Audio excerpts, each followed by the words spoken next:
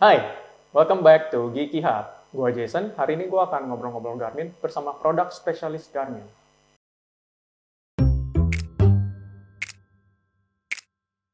Oke, langsung aja.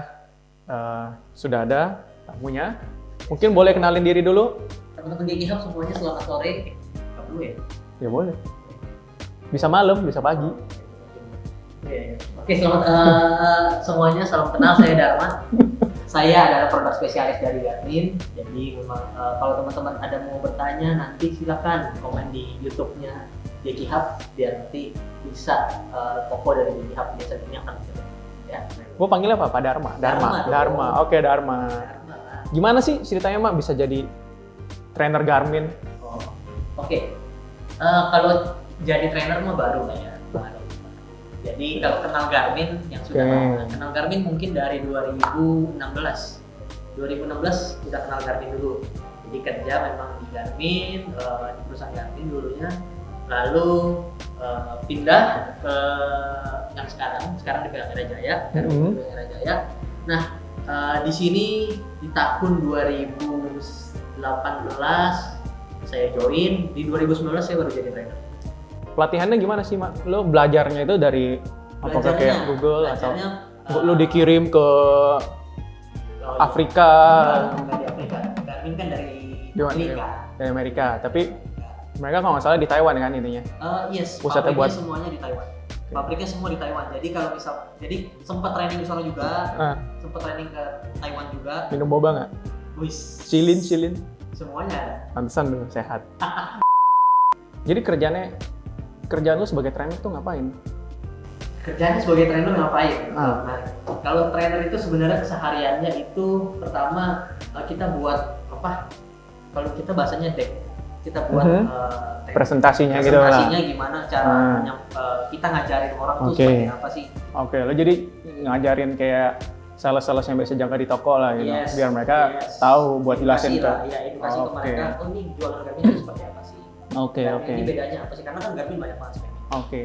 Nah, terus banyak yang nanya, Mak. Sebenarnya masih banyak orang belum tahu Garmin itu sebagai kita kan kenalnya sekarang buat Dharma wearable. Yes. Orang-orang tuh banyak tahu turn left, turn right. Gitu, GPS kan. Karena memang mereka historinya orang-orang tahunya ya GPS. Cuma memang baru belakangan ini kelihatannya yang kelihatan di mata orang ya, baru belakangan ini fokus ke smartwatch. Yes. Kelebihannya tuh apa sih dan kapan sih mereka mulai fokus ke smartwatch? Kalau Garmin itu sendiri, pertama-tama itu memang yang kita tahu, yang mungkin orang tua kita yang tahu, itu adalah GPS mobil atau GPS kapal, GPS pesawat. Mereka basicnya adalah GPS industry. Ya kan, memang bergeraknya di industri GPS, entah itu darat, laut atau udara. Ya kan? Lalu di tahun 2003 barulah Garmin masuk ke dunia smartwatch. Kita ngomongnya kalau Garmin itu smartwatch ya teman-teman. Jadi kalau smartwatch itu sama smartwatch sedikit berbeda, ada perbedaannya. Bisa dibilang sekarang Garmin itu salah satu market leader lah di smartwatch. Kalau orang mau lari, orang mau maraton, orang mau naik sepeda itu pasti nyarinya sekarang Garmin. Kelebihannya memang apa sih? Kayak sampai orang tuh lebih, gue maunya Garmin. Oke, jadi kalau ditanya kelebihannya apa, udah pasti kita ngomong secara general adalah brand pertama. Brand Garmin ini memang sudah lama dan sudah dipercaya karena yang tadi saya bilang tadi pertama adalah industrialnya adalah GPS. Jadi pada saat dia masuk ke dunia smartwatch yang memakai GPS, otomatis orang sudah berasumsi adalah wah keren, Garmin bagus nih pasti GPS karena memang sudah terbukti di produk-produk sebelumnya. Gitu. Itu pertama. Lalu secara fitur, secara teknologi Garmin itu mengikuti banget yang namanya teknologi. Jadi memang bisa dibilang lead lah. Jadi sebelum orang di jam-jam lain itu ada, di Garmin itu sudah ada duluan biasanya. Biasanya seperti itu. Oke, Mak.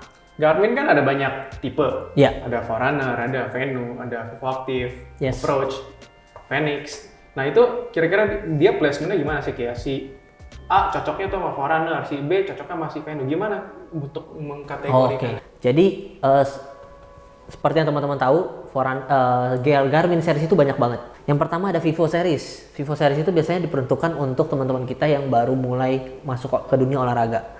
Atau bisa jadi entry level lah. Atau misalkan dia baru pindah dari smartwatch lain, ya kan, smartwatch lain yang biasanya touchscreen. Nah, itu bisa masuknya ke Vivo Series karena dia touchscreen. Lalu yang kedua adalah Forerunner. Forerunner itu lebih seperti namanya sih sebenarnya. Udah lebih ke Forerunner. Iya, lebih ke pelari, lebih banyak ke pelari. Kenapa lebih banyak ke pelari? Karena ada fitur unggulannya di Forerunner yang memang kalau dia rutin berolahraga itu bisa kelihatan training statusnya.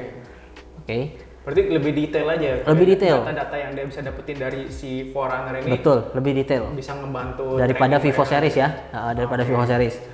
Lalu yang ketiga adalah Fenix, ya kan? Fenix ini lebih ke bisa untuk formal karena dia punya bahan juga berbeda, dia punya bentuk juga berbeda, lebih maco, lebih keren. Dia lebih yang paling high end, dia paling high end dan secara build itu paling bagus. Gitu. Dan sebenarnya ada Instinct juga kan? Oh iya, masih ada Instinct. Masih itu ada lebih buat Instinct. outdoor gitu. Yes, Instinct lebih untuk ke orang-orang yang benar-benar outdoor. Misalnya udah trail run atau apa gitu. Terus untuk baru-baru ini kan baru keluar tuh Garmin Enduro. Yes, betul. Nah, itu kalau gue lihat sih memang kelihatannya kayak Fenix tapi kayak Forerunner. Tapi itu penempatannya gimana sih kalau menurut lo? Oke, jadi kalau Enduro itu sebenarnya hampir itu ya sama persis dengan Fenix 6 sebenarnya. Bentuknya. Jadi kalau bentuknya itu looks-nya itu seperti ini. Ada sini ya? Iya. Looks-nya tuh seperti ini. Ini kalau Fenix tuh seperti ini juga. Gitu. Cuman memang bezelnya berbeda. Kalau di Fenix ada yang beda, ada yang hitam, ada yang DLC ya kan. Nah, di Enduro ini segmennya di mana sih? Segmennya itu lebih ke untuk orang-orang yang suka olahraganya trail dan membutuhkan baterai yang sangat panjang. Karena dia baterai life-nya itu di Garmin series dia menjadi yang paling tahan lama. Berapa lama? Dia up to 50 hari kalau untuk pemakaian biasa. Pemakaian biasa itu artinya kita pakai sehari-hari ya. Itu bisa sampai 50 hari. Belum tambah solar. Kalau dia memang aktif di outdoor, solar energi bisa masuk, ya itu akan menambah daya tahan baterai lagi. Udah pakai cuti kita maksanya masih belum habis-habis. Belum bisa bos, nggak habis-habis bos. Jadi ini Garmin Watch yang paling panjang baterainya. Selain itu kelebihannya apa lagi? Selain itu dia sudah ada fitur-fitur kayak Ultra Run, itu sudah ada. Ultra Run? Jadi Ultra Run ini adalah kategori di mana pelari itu larinya itu lebih dari 42 kilo. Kalau kita kan biasa taunya 10K, 5K, 21 kilo, 42 kilo maraton. Ini kalau yang namanya Ultra Run itu udah lebih dari 42. Bisa 100, 200, 1000 itu bisa juga. 1000 non-stop? Enggak lah. 1000 itu ada istirahatnya, 100 aja ada istirahatnya kok. Terus kalau dari segi desain dan spek, apa sih yang bisa lu ceritain nih soal Enduro? Oke, jadi ukuran jamnya ini 51 mm. Artinya dia sama seperti Fenix 6X. Ya, ukuran besarnya. Lalu di layarnya ini dia juga sudah seperti Fenix 6X. Ukuran layarnya itu lebih besar, yaitu 1,4 inch. Dia bezelnya ini sama persis nggak sih sama Fenix 6 Silver? Kalau yang sama yang Silver sama dia stainless steel. Sama. Desainnya juga? Yes, kurang lebih sama. Cuman bedanya dia kacanya dia pakai power glass. Ya karena udah bisa solar. Iya, dia bisa pakai tenaga surya bisa masuk ke dalam jam. Gitu. Jadi bedanya di situ sih kacanya. Kalau sama 6 Silver atau 6S Silver mereka kan Gorilla Glass. Kalau ini pakai power glass. Dan kalau nggak salah dia dapatnya itu in the box-nya dapatnya nylon kan ya? Yes, nanti dapatnya strap nylon teman-teman, dan strap nylonnya bagus banget sih. Strap nylon itu nyaman nggak sih buat lu pakai sehari-hari atau misalkan buat lari, buat ini? Oke. Orang tuh lebih nyaman silikon atau lebih nyaman si nylon? Sebenarnya kalau untuk nyaman itu tergantung dari teman-teman. Pemakaiannya lebih enak mana. Tapi kalau untuk nylonnya si Enduro ini karena dia khusus ya, jadi kita nggak perlu buka-buka. Kayak ini kan dia pakai quick fit. Kalau nylonnya dia akan nyambung semua jadi satu, terus seperti velcro atau nggak yang bisa di crack.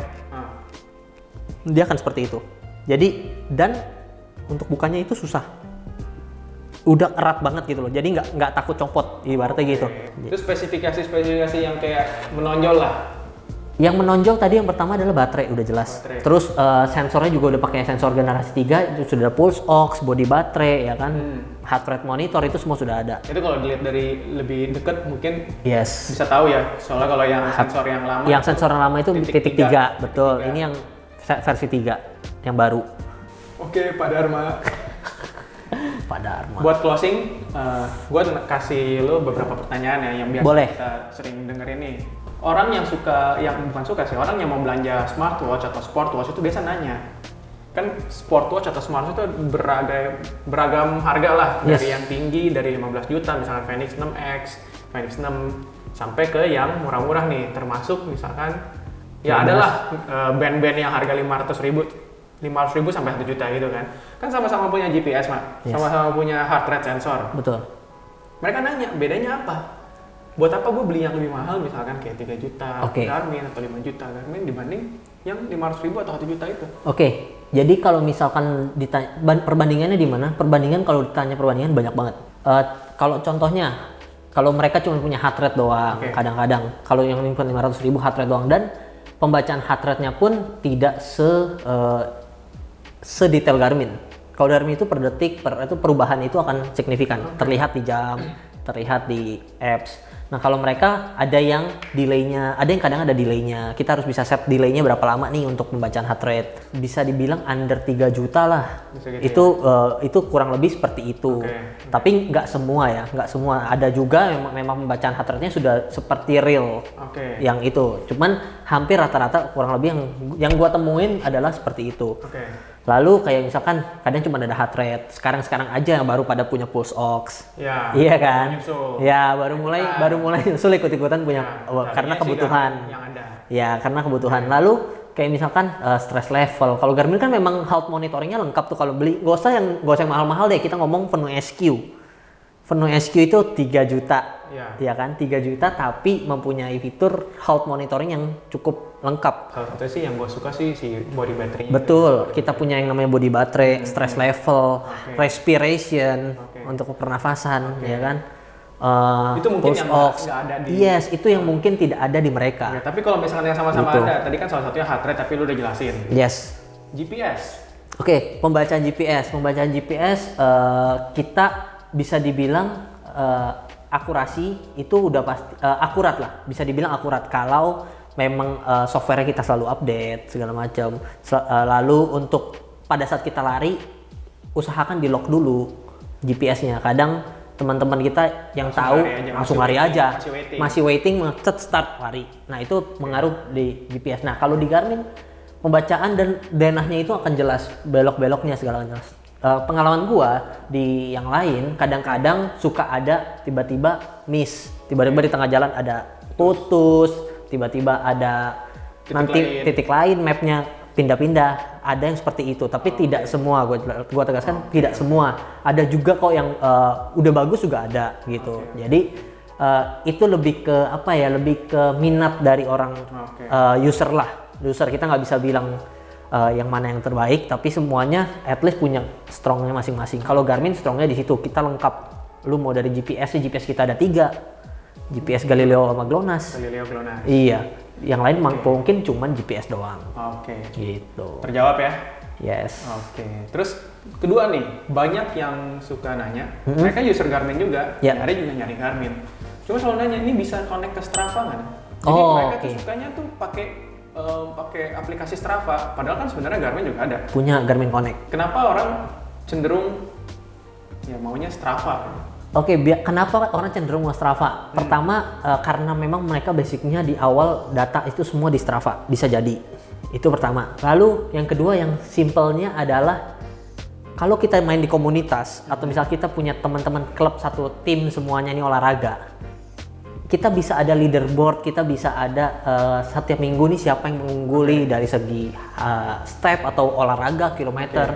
Nah leaderboard itu kalau di Strava kan emang umum, jadi orang mau pakai watch apapun bisa pakai Strava gitu. Dan Garmin Connect pun bisa langsung masuk ke Strava, ya kan? Itu udah official, jadi nggak perlu apa-apa lagi, tinggal masuk dikonekin aja ID-nya. Jadi data yang dari Garmin akan otomatis terupload di Strava. Jadi makanya kenapa orang suka pakai Strava, karena itu komunitas. Iya, biasanya karena komunitas. Kalau sendiri mah pakai Garmin Connect udah bagus banget. Yang terakhir nih. Harapan lu nih buat industri sportwatch atau smartwatch? Harapan gua sih yang pasti lebih berkembang lagi dari segi health monitoring. Iya, ini kalau ini beda, ya kan? Ini berkembangnya kayak lebih ke Health monitoring kan kalau yang sekarang kita tahu cuma pulse ox, heart rate, ya kan gitu-gitu. Itu yang udah umum. Nah, mungkin kedepannya bisa yang namanya pakai elektrokardiogram, bisa ngitung tekanan darah. Banyak kalau orang yang bertanya seperti itu. Blood pressure atau misalkan tensi. Dengan perkembangan teknologi mungkin masih akan bisa. Kita tidak tahu kedepannya seperti apa. Cuman harapannya akan seperti itu. Lalu kalau di Garmin sendiri harapannya apa? Di Indonesia ya khususnya. Garmin Pay bisa berjalan. Nah itu tuh yang banyak nanya. Itu sih. Bukan banyak nanya sih, gue juga ngarep itu bisa terlaksana. Yes, itu bisa dipakai karena apa? Karena kalau di kita Garmin Pay itu di luar negeri kepake banget. Ada kisi-kisi. Itu. Kisi-kisi sih belum ada. Ya, kita belum tahu lah ya. Semoga lah ya. Semoga mudah-mudahan soalnya terjadi. Tapi untuk sekarang nih user Garmin, kalau yang sudah pakai Garmin itu bisa pakai kita kalau ke Starbucks tinggal download aja apps Starbucks-nya di Connect IQ. Oke, tinggal nanti muncul di jam kita masukin card number kita punya Starbucks. Jadi pada saat kita belanja ke Starbucks, kita lari nih. Biasa kan stopnya di Starbucks misalkan. Mau pesen minum tinggal tap. Oh iya mau bayar, oke. Saya buka Starbucks card saya lewat jam, tinggal di scan. Itu sudah bisa. Yang pakai Garmin biasa suka olahraga. Betul. Olahraga itu ya paling males lah kalau bawa dompet. Iya betul, makanya. Iya, bawa dompet mau bayar apa. Walaupun sekarang juga banyak online wallet. Yes.